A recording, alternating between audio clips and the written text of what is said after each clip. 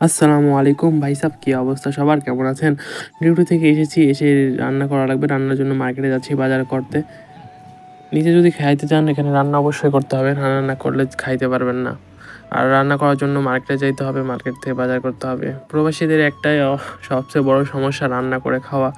আপনি যতই ব্যস্ততার মধ্যে থাকুন, যতই কাজের মধ্যে থাকুন, যতই ফ্রি বা অসুস্থ থাকুন, যেকোনো অবস্থায় আপনাকে রান্না করতে হবে। মাস্ট রান্না। রান্না করো, জাস্ট খাও। না রান্না করলে কেউ আপনাকে একবেলা দিয়ে বলবে না যে খাও কি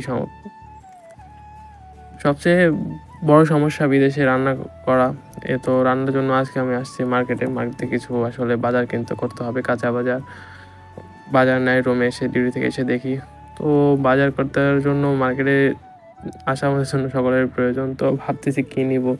তো এসে এখানে অনেক কিছুই দেখলাম। এখানে গরুর মাংস, মুরগির মাংস সবকিছুই পাওয়া যায় বাংলাদেশের মতনই। তো এখানে প্রায় দাম সেমই, বাংলাদেশের মতনই দাম। কিছু কম আছে বা কিছু বেশি আছে।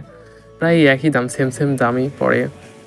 তো বাজার করার শেষে যে রান্না করতে হবে, রান্না করে তারপরে খাওয়া-দাওয়া। তো মার্কেটে এসে আমি নিলাম মুরগির মাংস। মুরগির মাংস রান্না করতে খুব সহজ হয়, খুব দ্রুততার মধ্যে রান্না হয়ে যায়। এই কারণে মুরগির মাংস নিলাম, নিয়ে আসছি। আর মার্কেটে আসলে কিছু না কিছু হলেও কিছু জুস খাওয়া হয়।